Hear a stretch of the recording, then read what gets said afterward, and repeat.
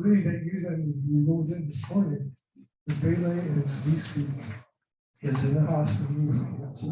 The situation is stable, and that's all they're saying. And that's, it's not definite. Anyway, I'm just gonna say it's faded so much that you probably can't see it, but trust us, somewhere on here it says Kelly. I was in this 5 lane in South Washington, where I was on the kids soccer league and having to win. So, okay. Most of you already know something. If you've ever walked into the door of Park Road Books, and you see a lady smiling from ear to ear, you are talking about. I'm the fortunate man that sold the bookstore. What do we think, 23 years ago? It was 2003. 2003. And have been joyous ever since. Not because I sold it, but because I sold it to sell Brewster. She has just done one fabulous job with it. I'm going to stop talking. I'm going to ask you just to get up here. She's a native from Charlotte. She is a gal who grew up and went to South Bend High School and to ASU. Right. There you go. Right. I love it. So many friendly, smiling faces. Love coming to y'all. I guess we're in a new location next year, so just make sure you tell me ahead of time. And I'll be happy to go there. So let's get right into the books, because that's what we're here about. So everybody probably knows that John Meacham has a new book, and if you don't, here it is. It's called "And Then There Were Slaves: Abraham Lincoln and the American Struggle." This is about the struggle that we had during the Civil War, in which we were a divided country. Sort of sounds a little familiar now. So this is a book that we can take what we learned a long time ago and apply it to present day, because we all need to be in this together. So let's remember what our similarities and not our differences, and smile at everybody. So new John Meacham, and all the, I have not read it, but everybody else that has read it gives it a 10-star review. And of course, you know, fiction is my personal passion. And so a new guy is on the scene, Alan Eskins. He has Forgotten Country. This is about a policeman from the big city of Chicago who loses his wife in an incident. He decides he's going to go to the backwoods and not see anybody ever again. He's going to hunt, he's going to fish, he's going to do whatever he can. But of course, you know, when that book starts off that way, you know, it's not going to end that way. And so it's a great piece of crime fiction. If you like Michael Connelly, you know, people like that, you're going to love him. He's a bright upcoming star. And of course, you know, John Mayer Jurt knows how to be perfect. And by that book, John. He could have written it. So this is How to Be Perfect, the correct answer to every moral question by Michael Schur. And if you don't know who Michael Schur is, you might know him because he's the producer of The Good Place. A bunch of TV shows. So when he was doing The Good Place, which if you haven't seen, it's on Hulu. It is excellent, and it's a good background in philosophy and ethics, really, while being very funny. He started studying philosophy. And so this is a great book. It's good for anybody. I had a youngster that is studying artificial intelligence. And he said, this book is so good because it made me think of things that I never thought of before. It's funny, it's well done. Anybody would love this book. This is a fascinating book called An Immense World, how animal senses reveal the hidden realms around us. If you already don't hate leaf blowers, you will really hate leaf blowers after this, because noise pollution and light pollution is really hurting our natural world. But it also talks about really interesting, wonderful things, like catfish can taste all over their body. So if you lick a catfish, they're actually kissing and tasting each other. So this is a fascinating book. It's also really good on audio. If you like audiobooks and you like to listen while you're driving to work or to vacation or anything like that, a really fascinating book. And I have a personal diatribe and hatred of leaf blowers. I don't know why they have to be so loud. and they're really annoying. And every time I go out my back porch to read, somebody starts one up, and I'm like, how do I stop this? But anyhow, I love this book. It is a wonderful book. We should read it just because we are losing a lot of our native plants and animals around here. So let's do what we can to keep them going. Of course, I always have to have a Duke, and I always have to have a Carolina book if possible. So I will let you know, I only have 7 of these left. It's called K, 42 seasons, 5 championships, and 1 unmatched legacy. If you have to ask who K is, then I know you went to Carolina. I thought we can't pronounce it, the Latin name. That's why we call it K. And he smelled really good when he came to the store.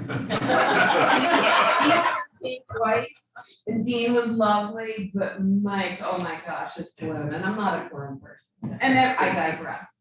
So this is the extraordinary life of an ordinary man, Paul Newman. Paul Newman's good friend wanted to write a biography of it, wanted to write about his life. And he said, I don't know if I want you to. And so after a while, he finally agreed to, but he said, you can talk to me, you can talk to my children, you can talk to my wife, anybody, but I have to insist that they be totally honest. Even if you don't like what they're saying, if I don't like what they're saying, you have to be totally honest. So this is the good, the bad, and the ugly. He grew up in a very, very difficult circumstance. He started drinking very early. And the only 2 places he could find peace were really, well, 3. Either racing cars, being dead drunk, or with his second wife. And when I mean dead drunk, like he would drink a case of beer a day, which you would never see that from the outside. But it sort of reminds you, people can be burning on the inside and not be seen that way on the outside. Really fascinating life of an extraordinary man and actor, incredibly interesting. So, there was a bit of a kerfluffle with Bob Dylan in this book, The Philosophy of the Modern Song. Simon & Schuster, the publisher, sold 400 limited edition signed copies. And then they had to give their money back and an apology because it was done by an automatic pen. It wasn't really the signature. But that doesn't negate the quality of this book. So these are essays about the philosophy of songwriting. It covers everybody from country music to metal music, everything. And of course, songwriting reflects humanness. You know, we sing about being happy, we sing about being sad, we sing about rage, we sing about all of this stuff. So really an extraordinary book for the poets in your life, the music lovers in your life, or somebody that just wants to be entertained. Kevin Wilson is from Eastern Tennessee and spent a lot of time in North Carolina, in Greensboro. He is Ann Patchett's protege, and he describes probably what he does best. So this is a wonderful book that takes place in the mid-90s. The internet is here, but it's not prevalent. You know, very few people had it in their household. Cell phones hadn't taken over our life and our attention, and our need to look at it all the time. And this takes place in a small town, Tennessee. And what happens is a 16-year-old girl is bored out of her mind. She has 3 older brothers that are triplets. There's nothing to do, small town, summertime. And she sees this young man and she's like, he's new, what's he doing here? And he's there for the summer because his parents are getting divorced. He's living with his dad and they band together. And she is an artist and he is a writer. And so they're just messing around. The older brothers had stolen a copier, so they had a copier in the garage. And all of a sudden, Frankie, who is the young lady, she writes, the edge is a shanty town filled with gold seekers. We are fugitives and the law is skinny with hunger for us. And they put these posters up with artwork and everybody's wondering, what the heck, what? And so it starts to spread innuendo and it's conspiracy. Oh, it's devil worshipers. Oh, it's Satanists. Oh, and so it just starts spreading across the country. And people start copycatting this poster. And it's just a really interesting, wild book. So when the book starts, it's present day, and somebody's found out that Frankie and this young man were They were the original component of the people that did this. And you find out the story of how they got discovered and what goes on. Kevin is wonderful, he's quirky, he's sure to delight. I was a history major, I love history. And so I was delighted when this came out. It's The Pirate's Wife, the remarkable true story of Sarah Kidd. Sarah Kidd was Captain Kidd's wife. Who do you think was the badass in that family? It wasn't him, it was her, and nobody knows because, he's the man, he's on the pirate. Well, Sarah was actually quite a remarkable woman. She came from England. By the age of 21, she'd been married twice. She managed to work her way up in society, and then she married her husband, Mr. Kidd. And at this point in time, the United States government was trying to get people to go after the privateers, especially the French privateers that are off the coast of the country. And so she encourages her husband to do this because she realized it's a good way to get a lot of money. So this is really the story behind Captain Kidd, which is always the woman behind the man. I have to say, shortly after he's hung to death, she marries her next husband. Yes. Next. Marian Wiggins is one of my favorite authors of all time. Unfortunately, she only writes a book every so often. You probably haven't heard of her. She was married to Salman Rushdie at one point in time. She is self-taught. She never went to college, but yet she writes some of the most beautiful books I've ever read. I wondered why she hadn't come out with one in a while, and it's because, unfortunately, when she was on the operating table getting a stent, she had a massive stroke. And they worried that she was going to die. They were sure that she would never speak, never talk, never walk, never write. They were feared that she'd be a vegetable. But thanks to her daughter and her graduate students, she was able to finish this book. She had been 90% done this book, and she was able to finish this. This takes place, it's in the 40s. A family from the East Coast has moved to the West Coast, north of Los Angeles. And Los Angeles has just stolen all their water. The property's thirst. They diverted all the water for the city of Los Angeles. And the family's fighting against it. The government is also establishing a camp for the internment of Japanese Americans, Camp Manzanar.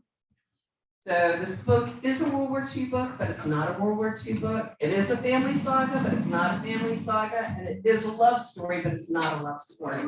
It is the slowest I have ever read a book in my life because the writing was so beautiful. My mother, when she finished it, started reading it again. She finished it, picked it right back up. So a lovely, wonderful book. Perfect for anybody, men, women. And of course, I'd have a book on the Queen, right? Yeah, that's just apropos. Andrew Morton had been sitting on this book for a very long time, adding to it as the Queen continued to live her wonderful, interesting, amazing life. So this is the good, the bad, the ugly, everything wrapped in about the Queen. So if you have an Anglophile in your life, go for the blue. Stacy Schiff won the Pulitzer Prize, and maybe she'll win it again for her new biography of Sam Adams. Sam Adams really was the architect of the American Revolution, but he didn't want to be the forefront. He didn't want to be the face of the revolution. So he was he wrote under many names. He did a lot of things that were very sneaky. He was incredibly smart. He went to Harvard. And I would like to talk to the originalists of the Supreme Court, because if they think that originalism is the way to go, at this point in time at Harvard, they were taught that all the animals in the United States were descended from Noah's Ark. So just leaving you there, this was Harvard. So anyhow, he was a graduate of Harvard. He was extremely smart. He was extremely exciting. It's a great, wonderful book that she did because there wasn't a lot of primary sources, because he didn't want to be known as the architect of the revolution. She quote Hamilton in school. She saw that. I always have to have a cookbook. My dear husband Fraser's not here because he doesn't know how to fall. He never took martial arts. And he's recovering from a double compound fracture of the ankle. So, but of course I had to bring a cookbook and he wanted me to bring his pick. And I said, no, this year's my pick. Deb Perlman out of New York does wonderful, wonderful recipes. She started off in a very small kitchen and it still is a very small kitchen in New York City. I think it's like, she has I want to say 900 square foot apartment and 2 kids, New York City, 2-burner stove. But she does amazing recipes. This is her 3rd cookbook. These are keepers. I love the way she cooks. It's very simple, but they're recipes that I come back to again and again and again. And so for those of us that are paranoid, stuff they don't want you to know. Who is it? And I'm always curious about this. How can people believe this stuff? And this book addresses this. It's from a podcast. But you're just like stuff like, you know, with the shooting up in DC at Comet Grill. Who would believe that they were, you know, they had a child more, you know, thank you, trafficking in the basement of which, if anybody has ever been to the Comet Grill, which I have because it's near Politics and Prose, you know it's just full of delicious food. But it's just a really interesting book about conspiracy theories, which we seem to have plenty right. Man. I am thrilled to say that Bono has written a book, and he is the lead of U2. They've been together an incredibly long time, and he has a really incredibly interesting life. Born in Ireland, mother died when he was a teenager, 13 or 14. He's been married for 40 years. And so this is a book, a chapter for every song, incredibly interesting about how the band stayed together, how they almost broke up, different things. He's very honest and open, very easy to read, also very easy to put down and then start again. Since it is 40 songs in one story, you can read it and then move on to the next song. Okay, Carolina fans, this is Together, the amazing story of Carolina basketball's 2021-22 season. Absolutely amazing. Head coach Hubert Davis did an amazing job from what he was given at that point in time. They had a great year, and we'll see what happens this year. And then the last one was really, this is a book for any of the foodies in here, or anybody that has ever waited tables. It's called A Waiter in Paris, Adventures in the Dark Heart of the City. So Edward Chisholm he's from England. He managed to go to France and work his way up into a very good French restaurant. He started off as a dishwasher, basically BS'd his way up the chain, which, you know, I always find fake it till you make it, you know, and he's not operating on anybody, so it's great. But it's an amazing look at high fine dining, wonderful restaurants. It's just an incredibly interesting, wonderful look. And if you haven't seen the menu yet, the movie, it's not like that, but that wasn't very good. So I had a couple of kids' Christmas books, but we ran out and we found out there's not going to be any more. We're still having supply chain issues. So, what, you know, the publishers are being smart now and realizing, okay, we ran out at the end of November, you know, middle of November, we're not getting it back in time for Christmas. So they're just canceling orders. So unfortunately, I have no kids' Christmas books this year that I'm super excited about, but there's a lot of really good ones out there. But I encourage you to do your shopping early because things are taking longer. John was telling Alex that, you know, Ingram, who is our distributor, we'll get the book there in a day or 2 days. That's not so anymore. It's a week. So, and UPS and FedEx are backed up, especially in the Midwest. So we'll help you out. If you don't know what you need to get, we will help you. We will wrap, ship, do anything we can for you. I'm so happy to be here again. And if there's anything I can ever do for any one of you, please let me know. I really do appreciate it.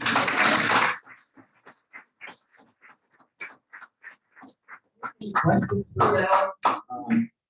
Kelly, I do have one question. you have any idea if the properties of Thirst, if anyone's looking at that from a screenplay? I do not know, but it'd make a great screen. It sounds like. it. Yeah, It sounds- yeah. What was the name of that? Properties Properties of of Thirst. Is that a fiction about? It's fiction, she writes fiction. Yeah. But it's set against a historical background. Absolutely. Sally, on behalf of the club, we wanted to give you our little recyclable bag. This is, you know, we're committed to the environment too, so we're with you on the leaf blower thing. Yay! How about another round of applause? We do have one more thing that we need you to do. Oh, You get to pick the winning ticket. You know the routine. David's back, y'all. Yeah, David's back. Fix us in. okay. The last three. 791. 791. 791. Yay! So much.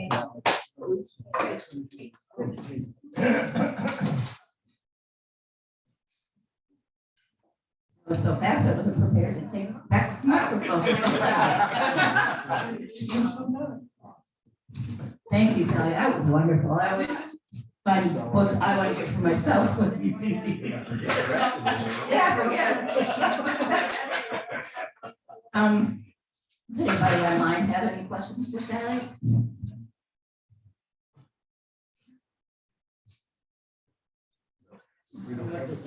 Sally, what's the best book you read this year? I would probably say Properties first. Sally said The Property of the Thirst is the best book she's read so far this year. Anyone else? Okay, then, And I make one real short. Andy, Okay, Sounds like a challenge. it was about a month or so ago, Gus, who was one of my constant feeders of good articles on books, sent me one on the New York Times, I believe it was. What's happening to the independent bookstore? I know a lot of you have raised that question over the past few years. Stores all over the country shuttered their shutters. I'm happy to report that it's people like Sally that allow us to make the reports that independent booksellers are making a roaring comeback. And it was over for a while. And it was bloody Sunday. There were 13 stores in the Charlotte metropolitan area, independent booksellers, and closed. There was one out of the 13 that survived. And you heard the young lady today who kept that alive and kept it going.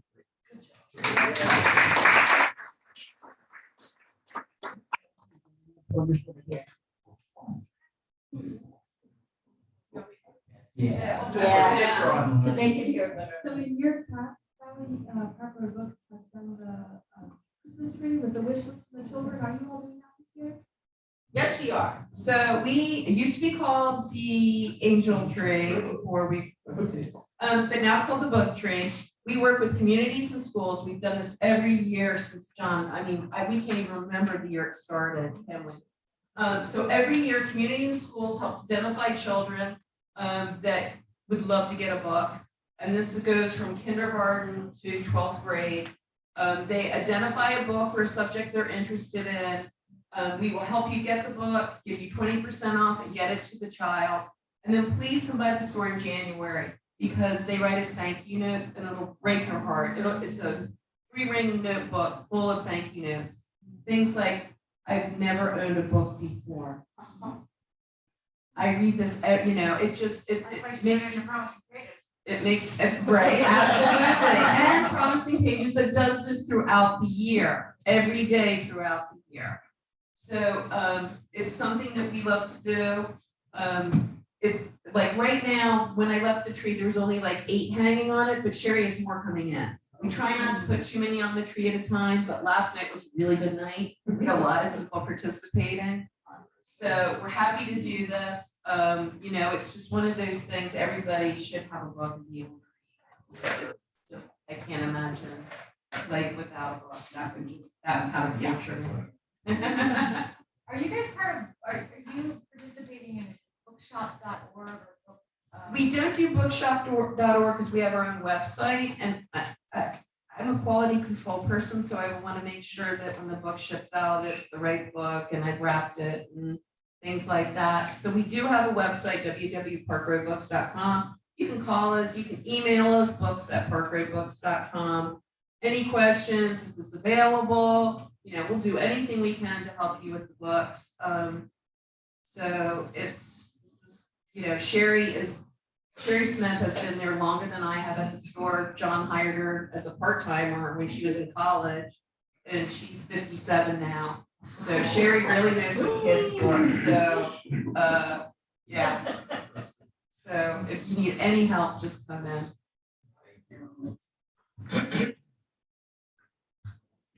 I just wanted to ask everybody to please keep Jim Stump in your thoughts. He's suffering from the flu, and he's doing much better now, but a couple of days ago, he wasn't doing that hot. So I'm actually gonna be doing his Dilworth shift tomorrow. David Dilworth's here, but he please keep him in your thoughts. And Romy, thank you for asking that question. Yes. Anyone else? Okay, then please pass up the card buckets and can we stand and do the flag? Of all the things you think they are due, number one. Is it the truth? Number two. Is it fair to all concerned? Number three. Will it build goodwill and better friendships? Number four. Will it be beneficial to all concerned? And number five. Will it be fun? Thank you, everyone. And thank you online. And we will see you next one.